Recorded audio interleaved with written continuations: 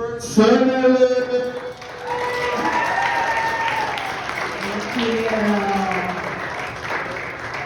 Guys, this place is nice. This is really nice. I could tell it was really nice on the way here because of all the roundabouts.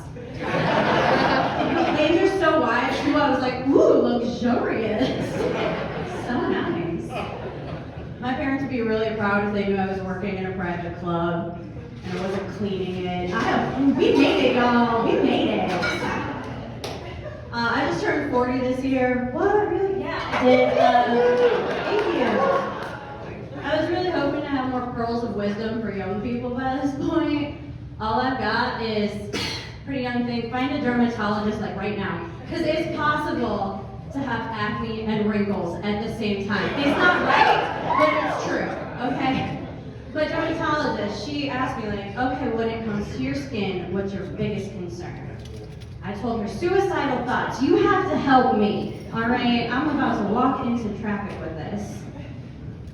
My GP, when I went to see him this year, he asked me, hey, Jen, do you know if there's a history of breast cancer in your family? And I was like, ooh, doc, I don't know. I'm adopted. I guess we better put some new ones in, like, just to be safe, right?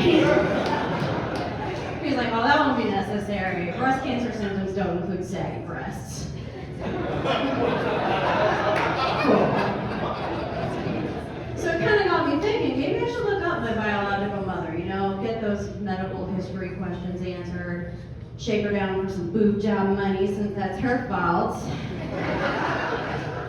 So I did something really distasteful. I had to call up an ex-boyfriend. Normally, I like my exes like I like my bubble gum, you guys. I like it chewed up and spit out. They are dead to me after the fact, all right? But this one is a private investigator.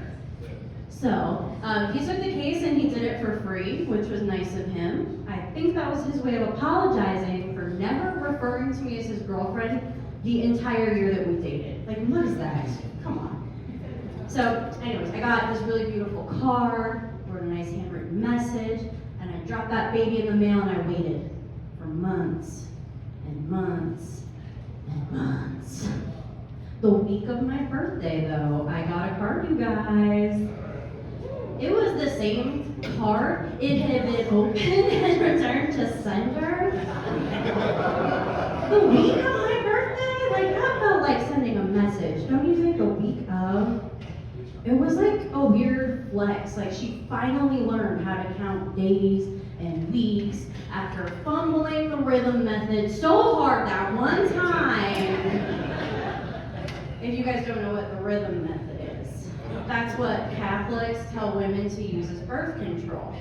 And what you do is you count the days from the beginning of your last period to the full moon. I don't know. I have an IUD because obviously they don't work, right? So here I am.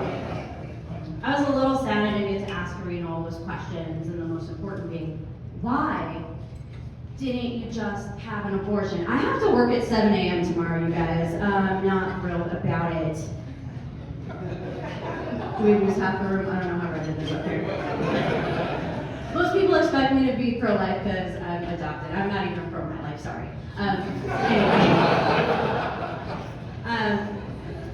Private club, I don't know if you guys know this, but you can be broke and adopt children. That's what my folks did. Yeah, you just don't get that designer imported baby smell. When you go domestic, you get just a mixed brown. It's fine. Their hearts were in the right place. Their bank account just wasn't. Yeah. One of my girlfriends, she asked me, well, at least the church found you a loving family, right? I'm like, yeah, okay, at least. But they can't run a credit check in that bitch. Like, you guys, my parents never qualified to finance a single new car. They walked away from the Catholic Church with 2 kids. I'm just saying. I don't want you to think that because they were broke, they weren't classy. That's not true.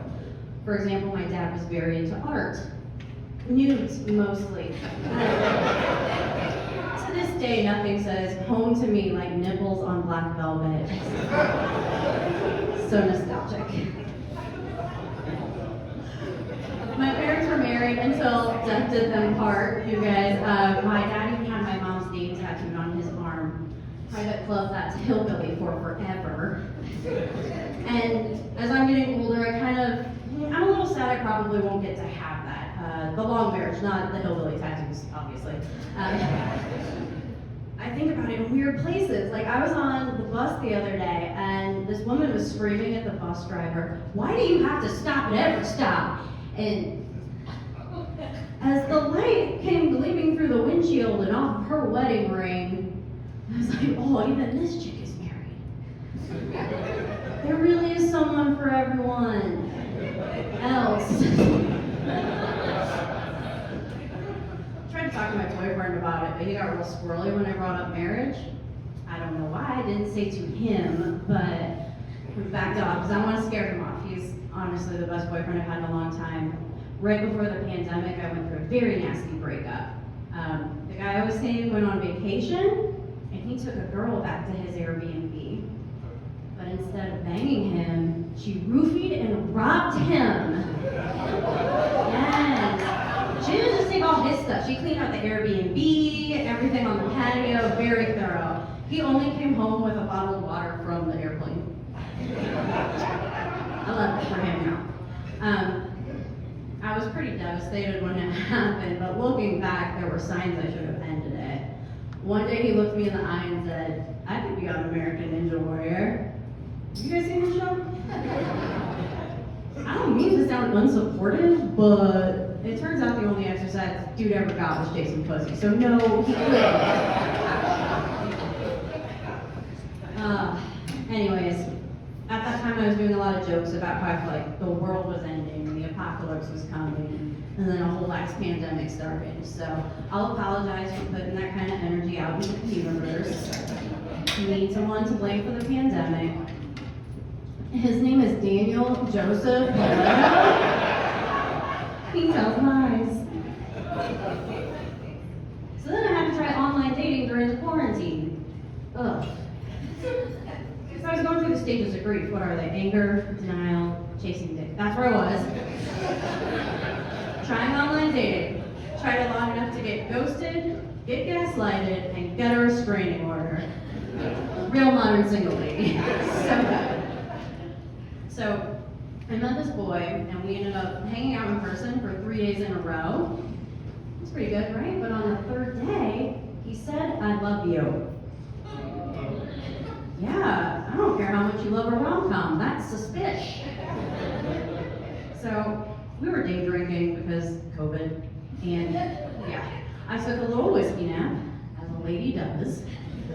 When I woke up, that's when he says, "I love you." And I'm like, "What?" And he goes, "You were talking in your sleep, you said I love you. I want you to know I feel the same." And I was like, I said I love you in my sleep. I must have been dreaming about tacos again. I am so sorry. So he doubles down and says, "Well, I'm in love with you. You're the most beautiful thing I've ever seen." Dude, after a nap, I look like a Cabbage Patch doll that sees shit, okay? Like, you need to have some water. And then he screams in my face, "You're just a lying bitch then." Oh, bitch, no one calls this bitch a bitch except this bitch. So I'm about to kick him out, obviously, but his psycho spidey senses went off. He switches gears and goes, "Fine, I'm gonna leave my dog here, and I'm gonna go kill myself." That's love, you guys. And I didn't feel like potty training a brand new dog, and so I talked him into settling down and sleeping it off. And as he was like drifting off to sleep, that big dumb bitch had the balls to say to me, "Could you just please not tell anyone about this?" And that didn't feel like the right time to remind him I do stand-up comedy. Because here we are, and I appreciate y'all so much for listening. Thank you.